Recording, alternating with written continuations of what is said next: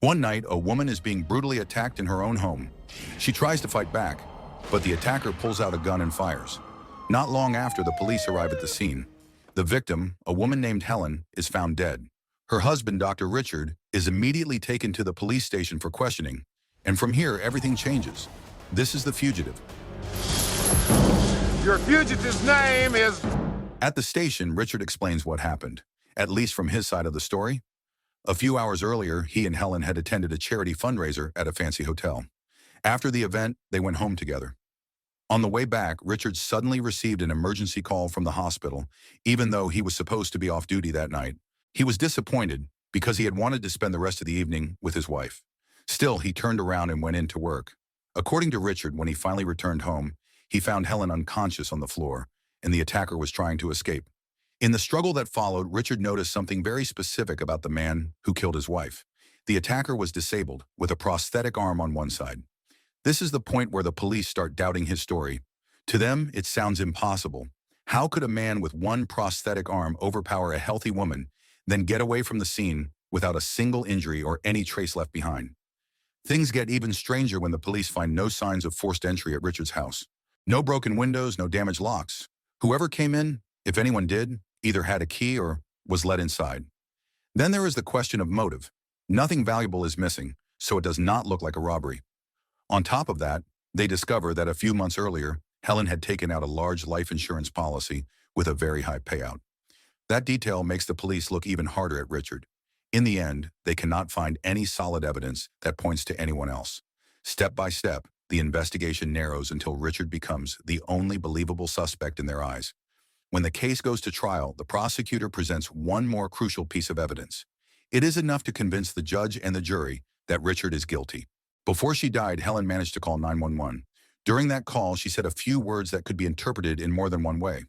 The message is actually ambiguous, but because everyone already suspects Richard, those words are taken as proof against him. To play Helen Kimball's 911 emergency call. Please help me. You're still in the house. Did I hear you right? He's trying to kill me. Ma'am? Believed to have carried out a premeditated murder, Richard is sentenced to death. Of course, carrying out a death sentence takes time. While waiting for his execution, Richard is sent to a special prison, together with several other inmates. On the way there, while the prison bus is driving through a forested area, one of the prisoners suddenly pretends to have a heart attack. Hidden inside his sock, he has a sharp weapon ready. In a panic, the guard moves in to help him. The prisoner uses that moment to attack, and a violent struggle breaks out. Because of the chaos, the driver loses control of the bus. The vehicle crashes and plunges into a ravine. Even after such a brutal accident, a few people survive, including Richard. One of the guards, who knows Richard and trusts him as a doctor, quickly unlocks his handcuffs because right now his medical skills are desperately needed. But before anyone can truly get to safety, they hear the sound of a train. The wrecked bus has landed right on the tracks. Everyone scrambles to save themselves, running and crawling away from the impending collision. Everyone except Richard. In that critical moment, instead of thinking only of himself, he stays behind to help the injured guard who just freed him. The impact sends the train off the tracks and triggers a massive wreck. Despite the chaos, Richard survives.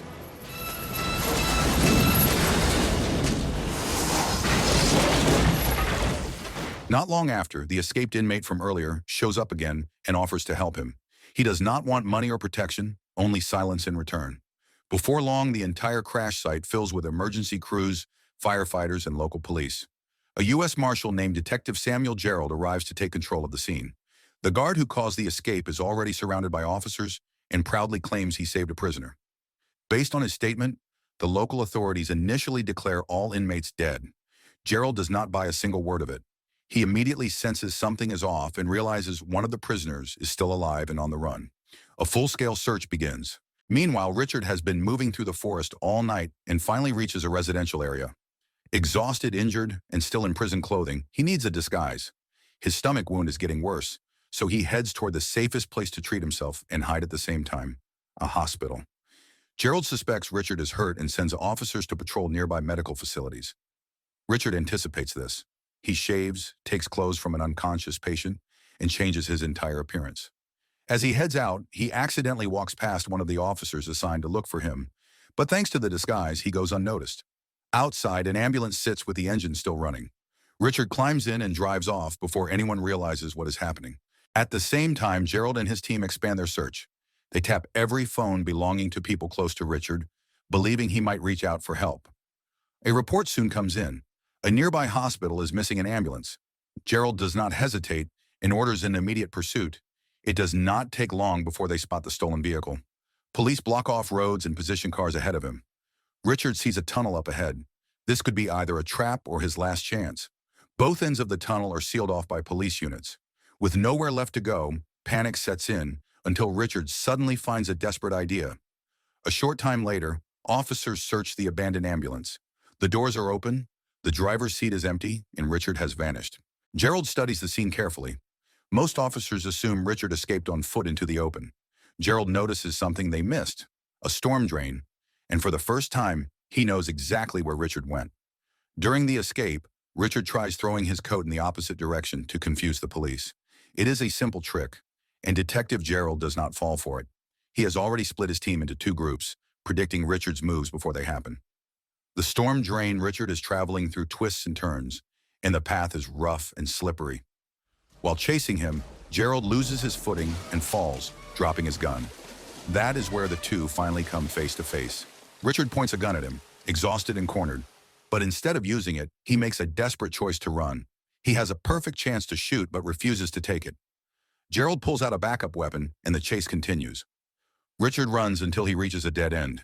He still refuses to fire because deep down, he is not a killer. With nowhere left to go, Richard jumps from a massive dam. The height is so extreme that every officer watching assumes he is dead. If anyone else had been leading the case, the search would have ended right there.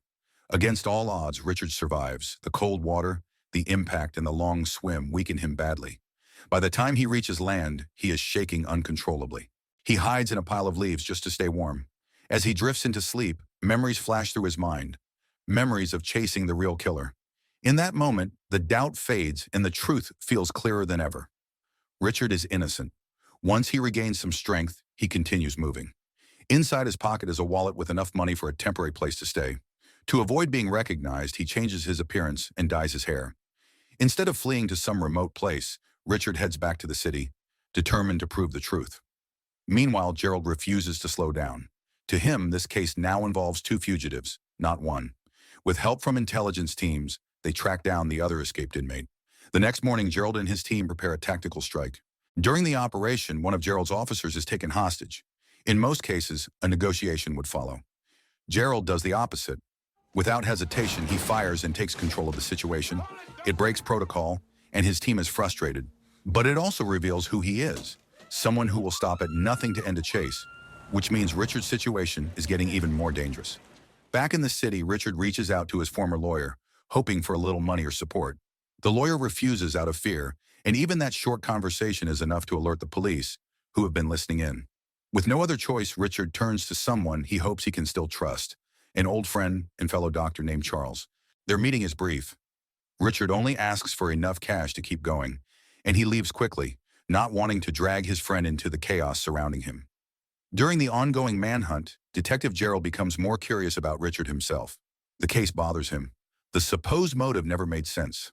Richard was a successful doctor with money and stability, not someone who would suddenly murder his wife for insurance. The more Gerald looks at the facts, the stranger the case feels. Meanwhile, Richard is surviving on whatever he can manage. He rents a small basement room from a local resident because it is the cheapest option he can find. At least now he has a roof over his head instead of sleeping outdoors. With his disguise and limited resources, Richard returns to his hometown, determined to uncover the truth and find the person who actually killed Helen. One afternoon, he goes to a hospital that specializes in prosthetics and treatment for disabled patients. There is even a facility inside that manufactures artificial limbs. Richard's goal there is simple: steal an employee ID card from the janitorial staff so he can gain access later. At the same time, Gerald continues connecting the dots. He questions Charles, Richard's old friend. Instead of denying anything, Charles calmly admits that Richard did visit him the day before. Before the conversation ends, he warns the officers that they will never catch Richard because he is far more capable than they realize. While Richard prepares the next steps of his plan, Gerald dives deeper into the original case. The more he looks, the more inconsistencies he finds. Every family member, friend, and colleague insists Richard is innocent. That only fuels Gerald's determination to look closer. The next morning, police show up at the house where Richard is staying. Hearing voices outside, he freezes, convinced they found him. Fortunately, the officers are there for a completely unrelated arrest. They are after the homeowner's son for suspected drug dealing. Richard stays hidden and avoids being caught. Once night falls, Richard puts his plan into motion. Wearing a janitor uniform and using the stolen ID, he slips back into the hospital without raising suspicion. His mission is to find records of men in the city with prosthetic arms. There are hundreds of names, but by comparing details and physical descriptions, he narrows the list down significantly. At that same moment, his cover finally collapses. The tenant who was arrested earlier must have recognized his face from a police poster and reported him. Gerald wastes no time and heads straight to the house. Richard is still inside the hospital when a sudden influx of patients creates chaos. The staff is overwhelmed and a doctor urgently asks him for help moving a young patient. Richard instantly recognizes the signs of an emergency.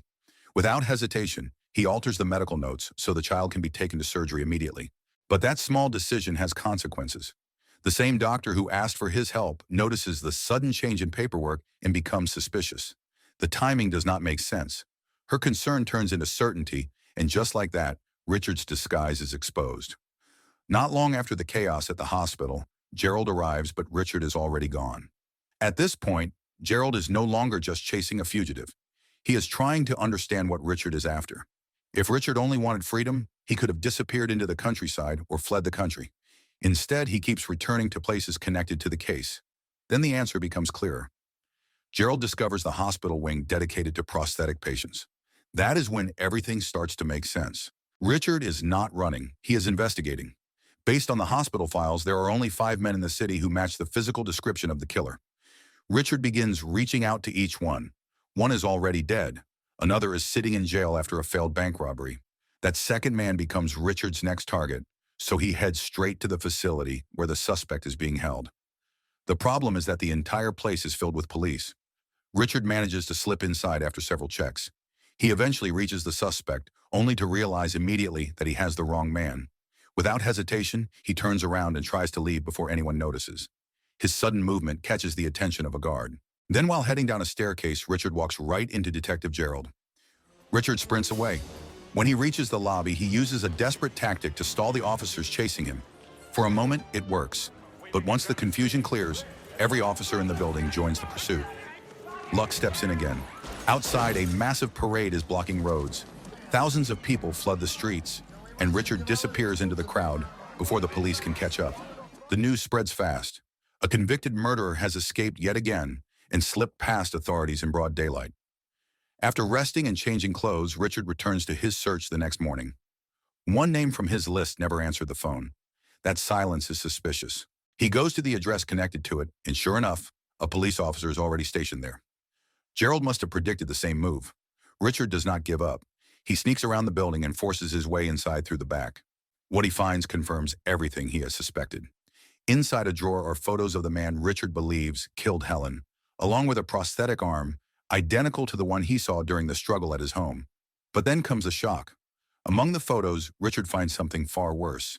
There are pictures showing the killer with someone Richard knows well, a close friend, a trusted colleague, a brilliant surgeon named Dr. Alex.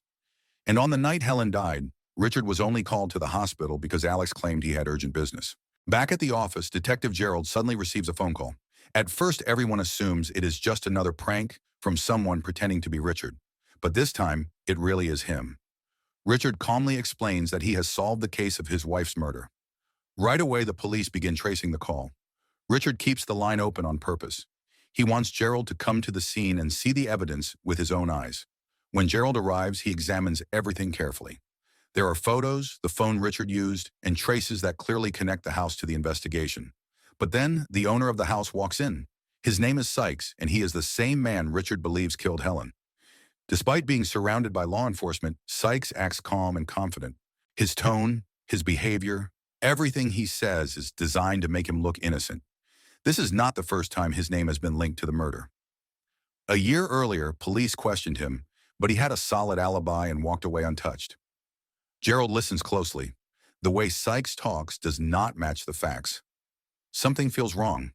Instead of letting him go freely, Gerald assigns a surveillance team to watch his every move for the next 48 hours. Meanwhile, Richard reaches out to Charles again and reveals everything he has learned. According to Richard, Dr. Alex was behind the setup. Alex had developed a new drug, and Richard discovered dangerous side effects that could destroy the project. To protect the drug and the profits behind it, Richard believes Alex framed him for murder. Charles dismisses the accusation and argues that none of it makes sense, especially because Alex is already dead. Not long after that conversation, Gerald intercepts Charles. Somehow he already knows they spoke. Gerald questions him about Sykes and Alex, but Charles denies knowing either of them. His answer only makes things more suspicious. The real reason Richard contacted Charles earlier was not just to talk. He needed access to the hospital lab where his old research was stored. He retrieves an old sample and takes it to a trusted colleague for analysis. The results confirm his fears. The sample was tampered with, altered by someone so the drug could pass approval testing. For a moment, Richard is convinced Alex was responsible since the formula was his creation. But the doctor examining the sample points out something shocking. The altered test was processed after Alex had already died. Someone else made the change, and that someone was the hospital director, Richard's longtime friend, Charles. Detective Gerald continues digging, and his team finally pieces together more of the truth. They discover that Alex, the man connected to the stolen research and Richard's accusations, is already dead. Even more surprising, Alex and Charles were close. If that is true, then why did Charles lie during questioning? The deeper they look, the more inconsistencies appear. Documents regarding Alex's death raise red flags. Then comes the biggest breakthrough. One of Gerald's officers manages to pull Richard's old phone records. On the night Helen was murdered, someone used Richard's car phone to contact Sykes, even though Richard never met him. That means someone framed him by using his own phone to reach the killer. While Gerald is closing in on the truth, danger is catching up to Richard. Sykes has been tracking him and waits for the right moment to finish the job. That moment comes on a late-night train. A passenger recognizes Richard's face from a newspaper and alerts a nearby officer. Just as Richard prepares to run, Sykes appears out of nowhere with a gun. A shootout breaks out, and the officer intervenes just in time. Kimball! If that officer had not shown up, Richard would likely be dead. Richard manages to overpower Sykes and restrain him, but he does not kill him. There is a reason. Sykes may have committed the crime, but he was never the mastermind. Unfortunately, before passing out, the officer manages to radio in Richard's location. Now the entire city believes Richard killed a cop during his escape. The manhunt becomes even more intense. That night, Richard goes to a luxury hotel where Charles is scheduled to speak at a medical conference. As soon as he enters, police surround the building and prepare to take him down. Gerald rushes in, hoping to stop a fatal mistake. Inside, Richard finally confronts Charles. It turns out Charles holds the patent for the drug Alex created. Exposing the drug's side effects would have destroyed the company and cost millions. To protect his payday, Charles orchestrated Helen's murder and ensured Richard took the blame. When confronted, Charles acts calm, confident, and dismissive. He invites Richard to talk privately in a hotel room, but once inside, he suddenly attacks. A violent fight breaks out. Richard eventually gains the upper hand, forcing Charles into retreat. Before the confrontation can end, a police helicopter arrives outside the window. Because Richard is officially a fugitive, officers are ready to shoot. Call off the helicopter. Gerald reaches the scene just in time and orders them to stand down. Once the situation stabilizes, Richard goes after Charles again. The fight continues and both men fall from a height, crashing through equipment below. Charles manages to get back on his feet and escapes before the police arrive. Richard is still dazed from the fall, badly injured and struggling to move. The lower floor is cluttered with machinery, making visibility difficult and giving Charles plenty of places to hide. A moment later, Detective Gerald reaches him and urges Richard to step out of hiding. The truth is finally exposed. Gerald explains that on the night of Helen's murder, while Richard was covering for Alex at the hospital, Charles secretly duplicated the keys to his house and car. That is how Sykes entered the home without leaving signs of forced entry. As Gerald reveals everything, Charles listens from the shadows. Realizing there is no escape now, panic finally sets in. With the evidence against him exposed, his only remaining option is to silence Gerald. Before Charles can act, Richard intervenes. Using whatever strength he has left, he strikes Charles and stops him for good.